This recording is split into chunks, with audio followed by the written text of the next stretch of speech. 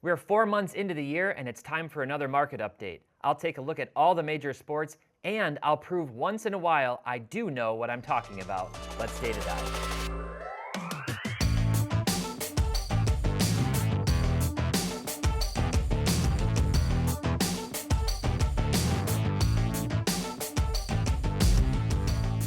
Hey everyone, welcome back to another episode of Data Dive powered by Market Movers. My name is Tyler Nethercott, better known as Teapot, and I'm back for another market update. You know, I like to do these periodically to see which sports and which players are moving the most and to keep you informed about the same. And as always, this video is brought to you by Market Movers with dozens of useful market indexes to help you track the market overall.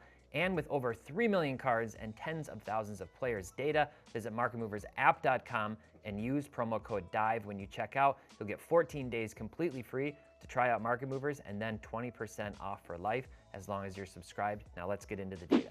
All right, so the best place to start out is with our SECI 500, our freshly revamped SECI 500. We're calling this the 2024. We're going to periodically review these every year, add in some cards, subtract some cards that are less relevant, and we do that because we cover all eras of cards. So from a vintage perspective, less relevant, those tend to stay pretty static. It's kind of the most iconic cards in the most liquid grades. But then for the new stuff, we're kind of pulling out some of the players and the athletes who fall off, adding in some of the new kids on the block. And you can see that over the last 90 days, the SCI 500 is down 4.2%. And if we scroll down, one of the things I really like about this, first of all, you get this great just visual view. If you are really interested in the most iconic cards of all time, this is just an awesome eye candy view to kind of come in here and scroll. But if you throw it into this list view here, what I can do is sort by change dollars over the last 90 days. And you can see the Mickey Mantle, his actual rookie card, his 1951 Bowman rookie card in a PSA 4. That card's up almost $4,000, which is 27% over the last 90 days. Dominique Wilkins had an uncharacteristically low sale a few months ago, about 3 months ago.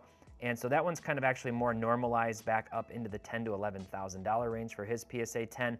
Then you got the Babe Ruth 1933 Gaudy. This is card number 53. He's obviously got multiple cards, 4 different cards from this set.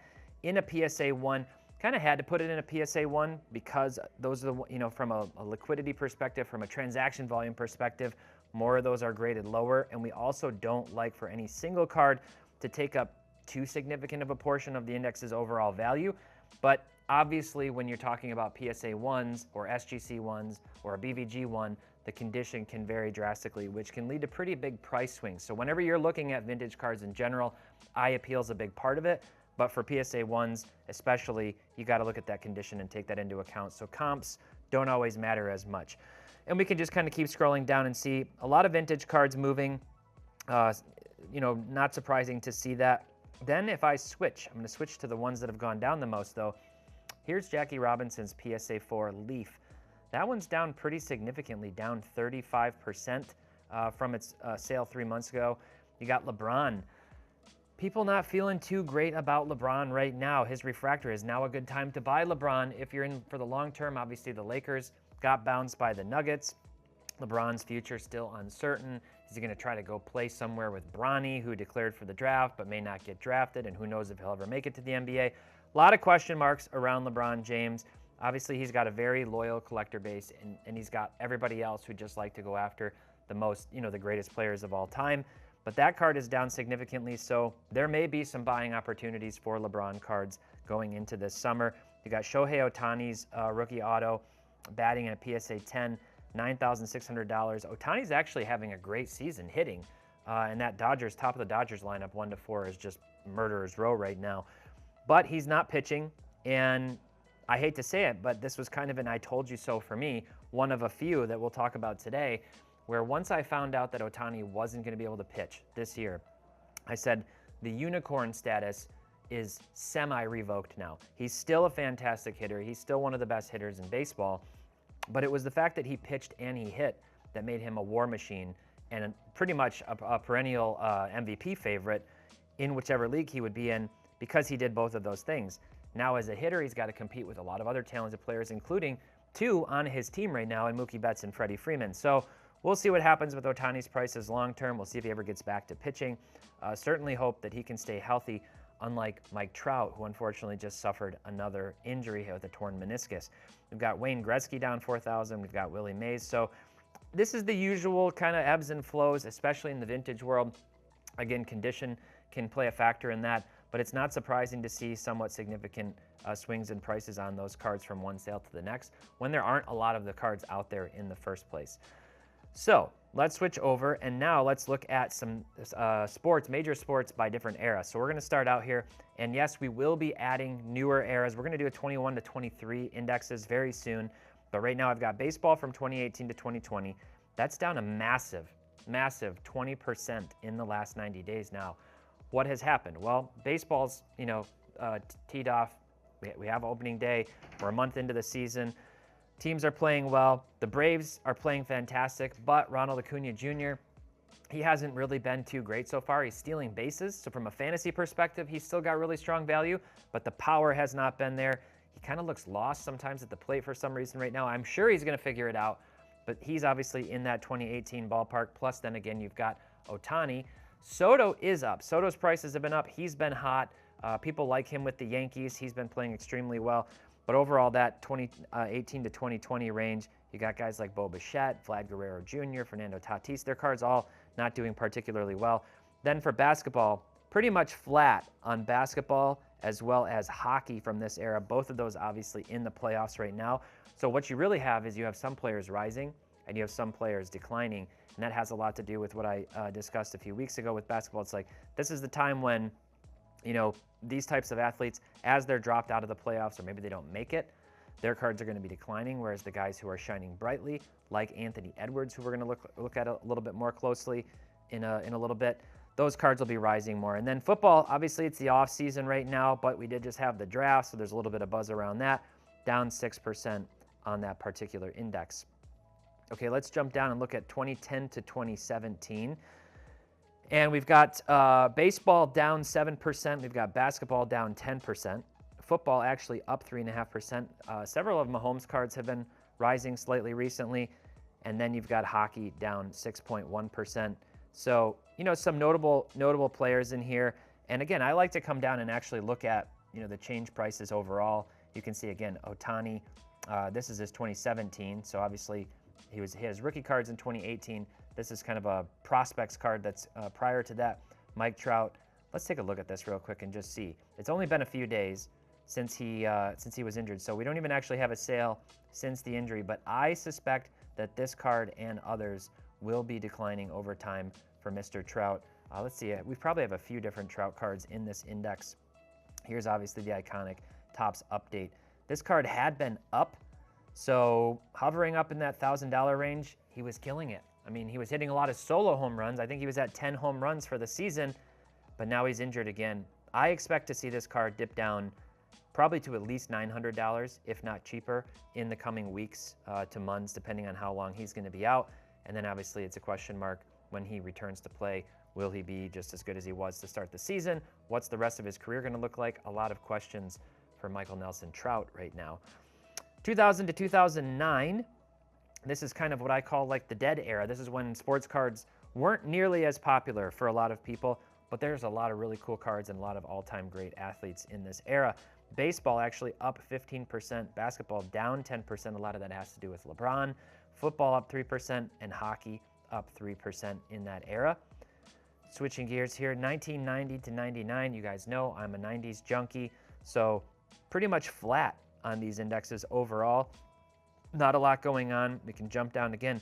This is just a great way. If you just want to know, you want to come in and go, what are some of the cooler cards, the more iconic cards for different athletes from these eras? There's really no better way to do this than just by coming in here and using these indexes. You can scroll down. You got all these Derek Jeter cards, Mike Piazza, Adrian Beltre, the Hall of Fame inductee. Lots of awesome cards. Basketball was definitely my wheelhouse, and so you can kind of come in here and see these cards. And then you can get statistical information about these as you have them in here. And just a little quick tip within Market Movers. Some people ask this question, how do I add a card to my card favorites in here? Any place you see this little star, you can add it to your favorites. You can add it to your collection. You can add price alerts if you want to know when a card drops below a certain price, if that's your buy marker. Click out to eBay with this button to see for sale, and then you can always quickly chart this on the fly. So we try to make it really easy to have all those different options at your fingertips when you're using the product. But overall, 90s stuff, pretty much flat right now. That has definitely seen some big ebbs and flows in the last few years where it gets really hot and then it comes down. So I, for one, am actually relieved to see it stabilizing a little bit more right now and hopefully just kind of following usual growth and decline curves throughout the seasons. 1980, this is the junk wax era, the 80s, 80 to 89. Also pretty flat on baseball at 0.9%, down 8% on basketball. Not surprising to me, and that is because we saw a lot of those 80s basketball cards in high grades, in PSA 10, PSA 9 type condition, actually really hot last year in 2023. To see it coming back down to earth a little bit in 2024 is not surprising to me. Football still up 3%. Those cards have been incredibly hot. I actually want to take a look at that particular index right now, and let's see who's been moving well in this index. So we've got my guy, Barry Sanders, his PSA 10 score up $227. That card actually has been on, I think, a pretty nice trajectory overall. Let's look at the last 365 days. So we had the Bye Bye Barry documentary come out, up 18% overall in the last year. So again, you do see some of this price volatility. It's always really interesting to me with cards like this. It's obviously like $1,000 card, $1,000 to $1,200, $1,300, $1,400 card, and yet you get these big price swings. So from an arbitrage perspective, if you're looking for these cards regularly, you could be scooping them at this $950 price point, $1,000, and then kind of, waiting to time them out, move them when the comps shift. There's, pretty good margin to be made on that if you're able to score those cards at a good price. We got Herschel Walker up $205, Steve Young up 13% at $136, and then you kind of go down the list. So I guess people are still pretty hot on that 80s junk wax football stuff. I think that has a lot to do with the younger crowd being into football, and if they're dragging their dads back into this, if they were 80s collectors back then, they're probably gravitating toward those iconic rookie cards. Okay, we've got soccer from all the different eras. So I threw all the soccer ones into here just to kind of see what's going on with the soccer market. 2018 to 2020, down 4%. 2010 to 17, down 6%. Down 6% from 2000 to 2009, and down 11% from the 90s. I will tell you that I don't see a lot of 90s soccer cards getting much traction in general. Now, there weren't a lot of them, and the pop counts are really low. So for example, we threw this Zidane in here in a PSA 3. Well, it's pop 11, there's 86 higher. So there's not a ton of those cards out there. They don't sell that frequently. If I want to chart this card and throw it up here, whoops, I just lost my indexes, but that's okay. Let's just check and see like over the last 365 days. Yeah, this card just basically never sells. So while we try to get the most iconic cards, sometimes they're not moving. A lot of those indexes as a result might be a little bit more static. Let's jump over and look at a few other categories. We've got F1. This is kind of all F1 from 1966 to 2021. We'll throw some newer cards in there as well. We've got UFC from all their trading card eras. So up 8% on F1, and that has been getting a little bit more buzz lately in general. Down a massive 18% on UFC, and I'm going to tell you the reason why. I talked to Parker on my team a lot about this. We both enjoy UFC. I did the video a few weeks ago on it. But UFC is really, really tricky from a long-term investment perspective, even for the all-time greats, because it feels very fleeting. There are a ton of fighters. Everybody's trying to get into the top 10 in each weight class. You've got male and female, and then these guys fight 1, 2, maybe 3 fights a year, typically not anymore unless it's like Alex Pereira. So they're not fighting. They're not really incentivized to fight a lot, so they sort of fall out of the collective consciousness. And there's a lot of reactive movements to the up-and-coming guys, the next guy up for a title fight, the next guy who just had an awesome knockout or submission or something. But then people kind of just forget about these all-time greats. The other thing is, there's been a lot of new people coming into UFC, like myself, in the last year to 2 years, who don't know as many of the fighters from back in the day. So even though they might be considered all-time greats by the people who really understand mixed martial arts, not everybody knows about them, they're not aware of them, they're not interested in their cards. So it's not surprising to me to see these cards going down. And in general, I see a lot of UFC cards kind of have this meteoric rise, title fight, maybe they're up there, Volkanovski even, like one of the best pound for pound fighters of all time, and then they just start coming down. So not surprising with UFC, great collector sport. I have a hard time seeing it as a long-term investment vehicle for most fighters. Star Wars got a couple of different indexes here, up 4% and up 2% respectively on the Star Wars stuff. They continue to put out, Topps does really nice Star Wars products, so that's exciting to see. So let's shift over to price movements, and let's look at baseball, basketball, and football. And then we're going to look at a few player charts individually that I think are timely to right now with the NBA playoffs. So in baseball, last 90 days, this is how I like to do it. Some of you asked me, how do we configure this? So what I like to do is look at players who are actually moving. So we have a lot of cards and a lot of different players in our database. Some of the players may only have a few cards, and maybe those can have big price swings. So I put in here a minimum average price of $25 per card for the player, and then 90 sales in the last 90 days. So 1 sale per day. And that's what I did for each of these. And that kind of helps refine the list. Mason Miller, arguably the nastiest, most dangerous arm in baseball right now. He's up 90%. He's the closer for the A's. Rumors, whether or not they would consider trading him as part of their whole dumpster fire migration, moving to Vegas eventually, but first Sacramento. The A's have been better this year than they were last year, for sure. And he's closing out games. He's nearly untouchable, just throwing pure gas, 102, 101 with movement, with life. He's really, really fun to watch. I wouldn't personally be putting a ton of money into his cards, especially knowing what we know about all these Tommy John surgeries happening to everyone these days with pitchers. Blaze Alexander, let's see. Jackson Churio's brother, up 39%. Colton Cowser, 39%. We know he was off to a hot start. He's cooled off a little bit. Michael Busch has been very hot to start the season. So has William Contreras. I'm going to keep scrolling down. Let's see. Bryce Turang, I have him on my fantasy team. Milwaukee in general, I think just surprising everybody. Like, they're playing really, really well, leading that division still, I believe, unless something's changed in the last few days. CJ Abrams is a guy whose name I've been seeing. I watched him last year in a couple of games, and he had a couple of really boneheaded errors, and it left kind of a weird taste in my mouth as far as how good I thought he was. But I'm going to have to give him another chance because people are obviously hot on him. He's been playing well this year, and I do hear he's got a lot of talent. Paul Skeens has just been completely untouchable in the minor leagues, in AAA. It's only a matter of time. I've got him sitting in my NA slot on my fantasy team, waiting for him to get the call up for the Pirates. The dude's averaging like 2.1 strikeouts per inning. I don't even know if he's given up a run yet, unless he did in the last game. He has been absolutely fantastic. Spencer Steer started out the season pretty hot, and then we can kind of scroll down the list. Let's switch and see in terms of who's been going down the most over the last 90 days. Oh, let's see here. Noelvi Marte, obviously the suspension. Jason Dominguez needs to come back from that injury. Evan Carter, he's got 5 home runs, but he's not hitting the ball particularly well. And last year, he looked, otherworldly talented in limited time at the end of the regular season and into the playoffs. This year, he hasn't been nearly as good. Jackson Chourio down 31%. He doesn't look terrible, but he's obviously not lighting the world on fire, and there was a lot of hype up into his prices. This is another thing where I say, get those prospect cards before they get the call up. He made his major league debut, and what has happened? He's started to come down. Ellie is a surprising one to me to see down over the last 90 days, down 30%, because he's been playing really well, better than I expected. Strikeouts still very high, but he's just that all-tool, all-world athlete who's incredibly fun to watch. Inside the park home runs, seems like regularly every couple of weeks. He's breaking records for throwing the ball the fastest, even though the first baseman didn't catch it. They were like, whose fault is that when he throws 106 miles an hour over to first base? So he's really fun to watch, and the Reds have been playing pretty well. Nolan Arenado down 28%.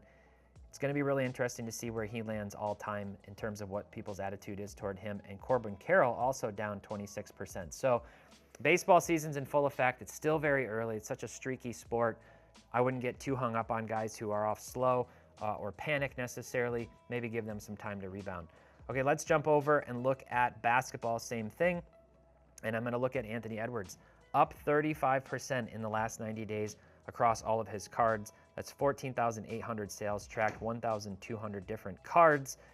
He's been really hot. He's posterizing KD. He's knocking out the Suns. There is a very, very clear regime change happening with Steph not making the playoffs, with Durant, getting bounced and swept in the first round, with LeBron losing again to the Nuggets. It seems like a new era is upon us. We got Jalen Brunson. They're fighting it out, trying to officially knock off the Sixers. We'll see. It's Wednesday right now. They lost in overtime. They had a chance to win it up 6 with like 21 seconds left last night, and they couldn't get it done.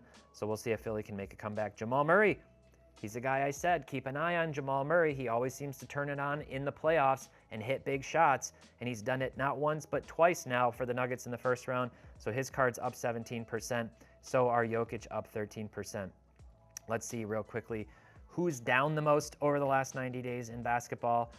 Jaime Jaquez Jr., he just lost playing time throughout the season. He seemed to regress and not play as well. And then even with a chance to shine here in the first rounds for the Heat, with players banged up and Jimmy Butler not playing, he still hasn't looked particularly good, so it's not surprising to me. There was a lot of heat behind his cards early, and those have come down. Scoot, terrible season, down 44%. Brandon Miller, really good season. He would be Rookie of the Year if it weren't for Wemby. Still down 44% because all these basketball rookies always come out super hot, just like Wembanyama, who had a fantastic season, down 32%. And let's close it out with Bronny, down 31% on his Bowman University cards because he's not particularly good, it doesn't seem like, and now he's going into the transfer portal and maybe going to get drafted. We'll see what happens with Bronny. All right, last thing, football. Devontae Adams, interesting, up 33%. Kind of surprising there. I don't know, I guess people are really excited about Aiden O'Connell, or maybe they thought he was going to get traded. Quentin Johnson, Carson Beck, let's see, Kurt Warner, interesting to see him. Not a lot of cards, 45 cards in the last 90 days that have sold in our database. You got Sam Darnold up 30%, and you got J.J. McCarthy up 24%. One of those guys isn't going to be playing at quarterback for the Vikings much this season, I would suspect, so interesting there. Josh Jacobs to the Packers now. I guess people are excited about him playing with Jordan Love. Andre Johnson, really, Hall of Fame caliber wide receiver. You got Derek Carr up 28%. A lot of these names don't make a lot of sense to me in terms of the heat behind them. Drake London up 24%. People excited about Kirk Cousins, or maybe Michael Penix Jr., potentially the weirdest pick in the history of the NFL draft, in my opinion, by the Falcons. And then if we look at the players who have gone down, people losing faith already in Puka Nacua. No, he was just really hot. Not surprising to see his cards come down either, as well as CJ Stroud. Both of them just tons of heat behind their stuff last year. The prices were very inflated, maybe coming back down to earth. I think Stroud is going to be one of the hottest players across all sports at the National this summer. I expect his cards to be really hot there. Kenny Pickett, investors, collectors, fans, Steelers people, just didn't work out. Marvin Harrison Jr., his cards are down significantly on those collegiate cards. I want to see how he does in his rookie year. He's incredibly, incredibly talented. Can Kyler Murray get him the football? I think so. I think he'll have a pretty decent rookie year. Who knows, maybe 900, 1,000 yards receiving and 6 or 7 touchdowns. That would be pretty good in that offense, which is still trying to figure out how to play football sometimes. Brock Purdy down 19%, Kelsey down 17%. The Taylor Swift magic has worn off for his card prices, and all the way down, McCaffrey down 11%. So we're seeing a lot of these guys who were like Super Bowl or like playoff contenders, and now their prices are equalizing and coming back down to earth. All right, last thing, we're gonna look at a few players. Let's start out with Anthony Edwards.